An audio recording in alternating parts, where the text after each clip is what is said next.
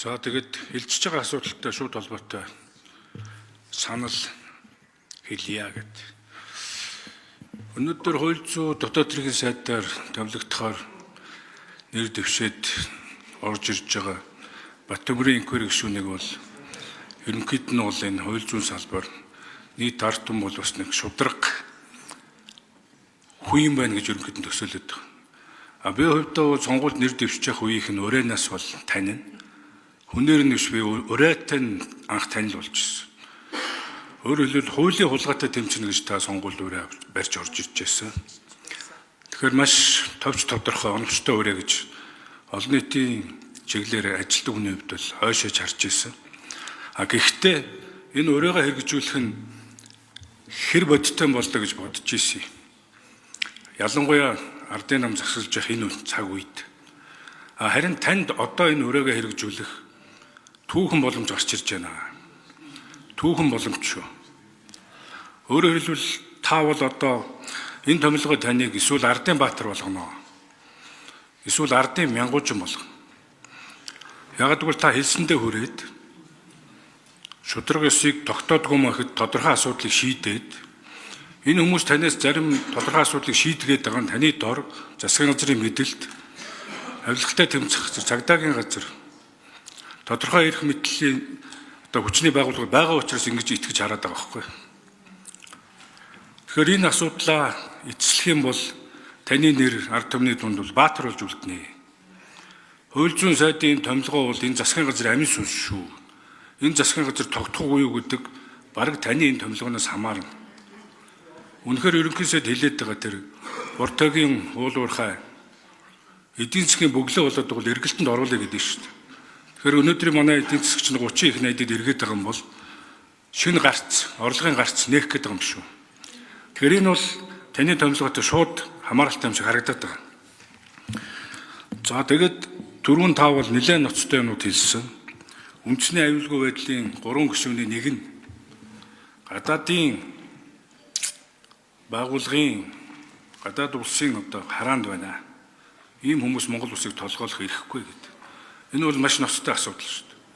Түрүүн бид үндсэн хуулийн хямралд оронгоо алдлаа. Үндсэн хуулийн эмчилгээ алдлаа. Одоо үндэсний аюулгүй байдлаар алдах хэмжээнд ийм сонор сэрэмжтэй болохгүй. Ийм мэдээллийг та хийлээ. Тэгэхээр эннийхээ хэлсэн үгэндээ эзэн байх энэ асуудал үлдчихэв. Эдгээр засгийн газар таныг хамгаална. Энэ дотор байж байгаа гишүүд, үннийг олъё гэсэн гишүүд бол таны талд бас дэмжиж ажиллах бах.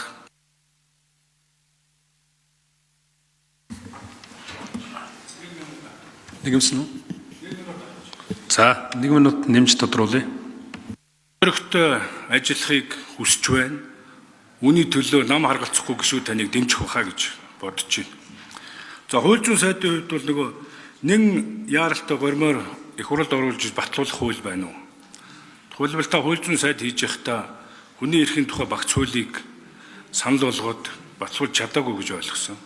Тэгэхээр ер нь цагдаагийн байгууллагатай холбоотой, нүсний байгууллагатай холбоотой хүний эрхийн асуудлыг зөрчигддөг.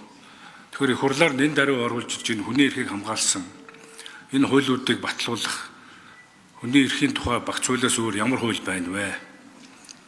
За баярлалаа, амжилт хүсье. За, нэр дэвшигч Баттөмрийн инквери асуултанд хариулна. За, Ганбаатар гишүүний асуултанд хариулъя. За, нэгэн яралтай гормоор оруулж ирэхээр шаардлагатай нэг хууль байгаа.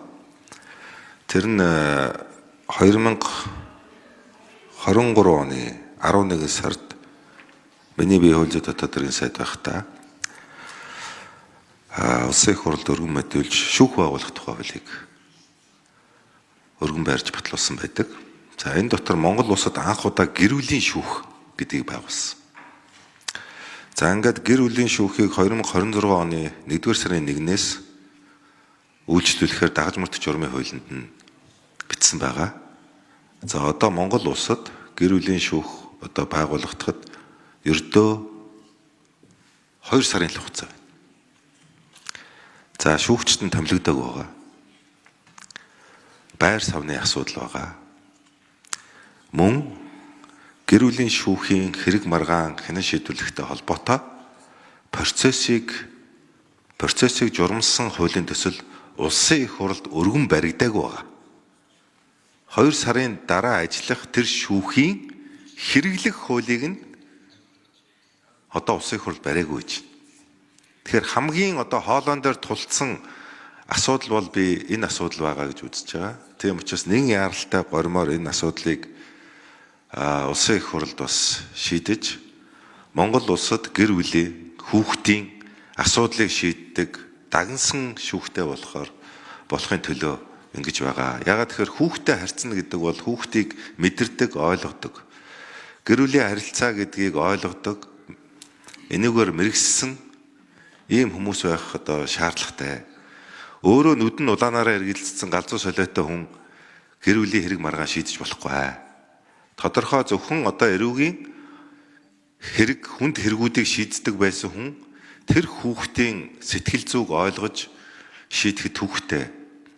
Тэр байтугай хүүхдийн сэтгэл зүй гэдэг бол наснасаа хамаарат өөр үүдэг. Бага насны хүүхд, дунд насны хүүхд, шилжилтийн насны хүүхдүүд бүр 2 насны зөрүүтэй хүүхдүүдийн сэтгэл зүй өөр байна. Тийм учраас энэ гэр бүлийн шүүгчдийг сургах бүр байр савнаасаа эхлээд хүнд бүр таатай хүүхэд тэр хүүхдүүд орох байхгүй юу? Тэр одоо хүүхдүүд ороход тийм халуун дулаан ийм одоо байр савтай ийм сайхан шүүхттэй болох одоо мөрөөдлөө би биелүүлнэ гэж үзэж байна.